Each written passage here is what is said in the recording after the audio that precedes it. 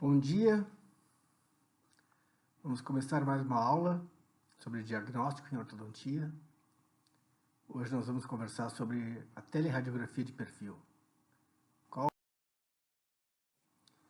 Então, a teleradiografia está no contexto, né, de entre os elementos do diagnóstico. Nós temos as radiografias e ela é uma dessas radiografias.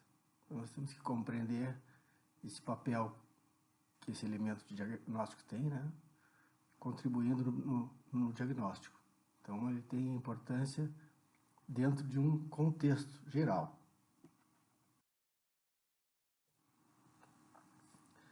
Mas, primeiramente, nós vamos definir o padrão esquelético, né? Vamos nos ater aqui entre base do crânio, maxila, mandíbula. Nós vamos poder definir um padrão esquelético desse paciente, no caso dessa criança de 8 anos e 5 meses. Então, primeira coisa, nós definimos a base anterior do crânio, tá? Que é formada, então, pela linha SN, o centro da célula túrgica, e o ponto náseo, na parte anterior, aqui na estrutura frontonasal. Então, essa é a base anterior do crânio.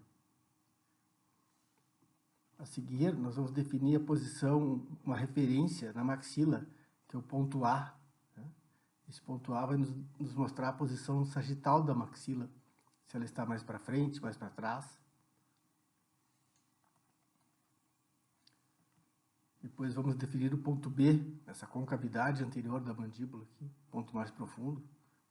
Então, o ponto B vai nos dar a posição sagital da mandíbula, se ela está para frente, para trás. E, por fim, nós vamos definir o GN, né, que é entre a parte mais anterior e inferior da mandíbula, e o gônio, que é lá o ponto médio entre o ramo e o corpo da mandíbula.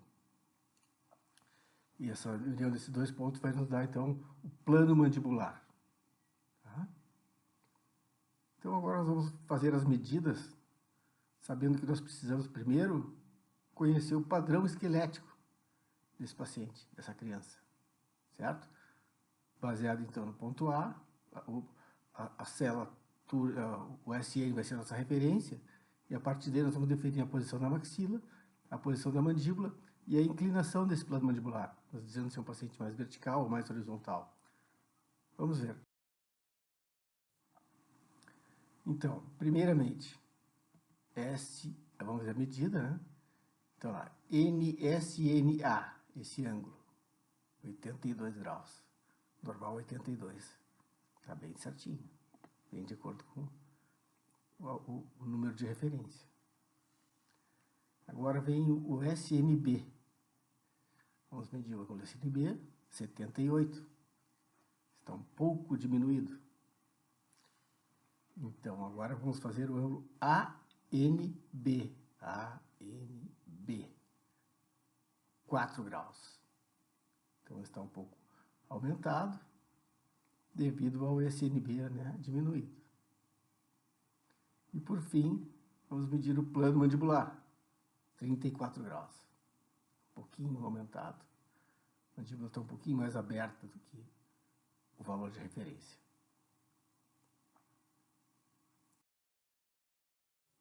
Pois bem, como é que a gente define o padrão esquelético com essas medidas?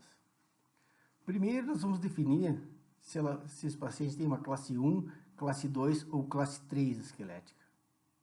Tá? Segunda coisa, pelo ângulo GOGN, vamos definir se ele é um hipodivergente, um mesodivergente ou um hiperdivergente.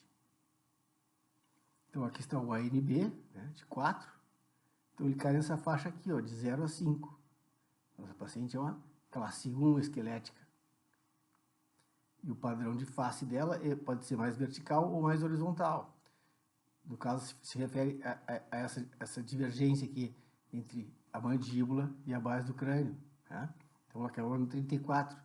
Está aqui, ó, na faixa entre 28 e 36. Então, é uma mesodivergente. Padrão esquelético, classe 1, mesodivergente.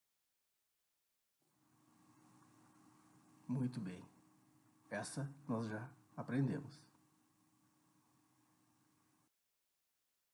Segundo item, padrão dentário. O padrão dentário, ele se refere à inclinação dos incisivos superiores e inferiores, certo? Essa posição do incisivo em relação à maxila, do incisivo inferior em relação à mandíbula e da relação entre os dois. Tá? Então, vamos ver como é que a gente mede. Primeiramente, vamos traçar lá a linha NA, né? E agora vamos pegar o ângulo do longo eixo do incisivo em relação a essa linha, ó, 28 graus. Está um pouco mais inclinado para frente do que o normal. Está 6 graus mais inclinado para frente do que o normal. Do que o valor de referência, vamos dizer assim. Depois, nós vamos medir a distância que a parte mais anterior da coroa do incisivo está em relação à linha NA. Então, aqui a gente mediu 8 milímetros. Está bem mais à frente do que os 4 recomendados. Mas essa imagem está um pouco pequena. Vamos vê-la maior. Aqui, ó. É essa distância da linha NA até o ponto mais proeminente do incisivo. Então, aqui deu 8 milímetros. Certo? Então, o incisivo superior a gente já mediu. Que é o 1 ponto NA, o ângulo, e a distância linear. As duas medidas estão um pouco aumentadas. Vamos para o inferior. NB. Então, vamos pegar a angulação do incisivo inferior em relação à linha NB, 34 graus. Está bem projetado em relação ao normal, né, ao recomendado, ou ao padrão, que seria 25 graus. Vamos ver a distância que o incisivo está da linha NB. Novamente, vamos medir a distância linear. 1 NB, 9 milímetros. Não deu para ver direito? Aí. Tá? Então, aqui está o ângulo e aqui está a distância linear, tá, em relação à linha NB. Então, está com 9 milímetros, parte mais projetada dele, em relação ao ponto de referência, e com angulação de 34.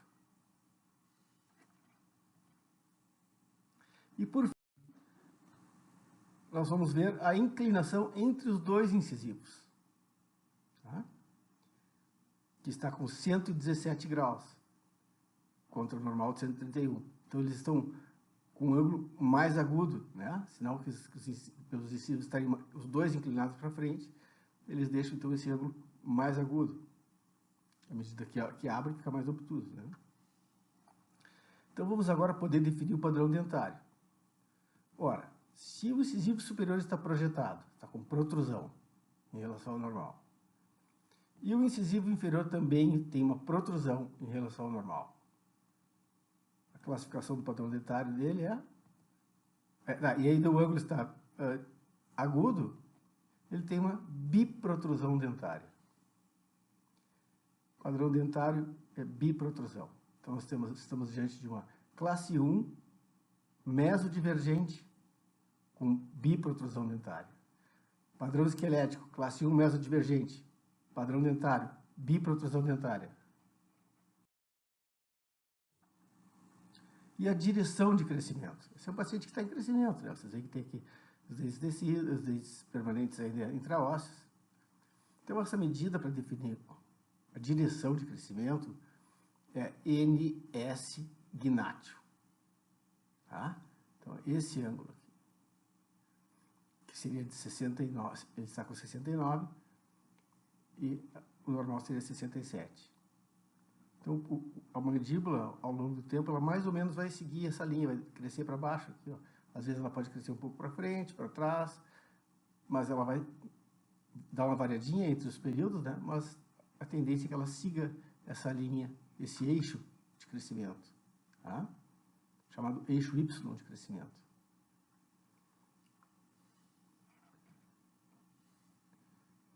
Então, ela tem menor que 63, seria um crescimento mais horizontal. 63, 71, um crescimento harmônico, e maior, 71, um crescimento vertical. Então, ela tem um crescimento harmônico, certo? Vamos verificar como é que ela cresceu a partir desse diagnóstico. Nosso terceiro item está definido. Vejam a sequência aqui. 8, 11, 15 e 17. Primeira fase de tratamento, final da primeira fase, início da segunda fase, final do tratamento, 2 anos após. Como aconteceu esse crescimento? Lá está o nosso eixo Y. Tá? Agora, nós vamos só prolongar a flecha. Continua na mesma direção. Essa aqui é a mesma imagem, tá? A mesma imagem, recortada e colada. Vamos recortar e colar lá no próximo, de 15 anos. Ó, e a flecha vai seguir na direção. Vamos novamente recortar e colar e botar ela com 17 anos. Só vamos seguir a direção da flecha da IGN. Tá? Então, o crescimento dela seguiu o eixo Y. Ok? Muito obrigado pela atenção. E vamos para a nossa próxima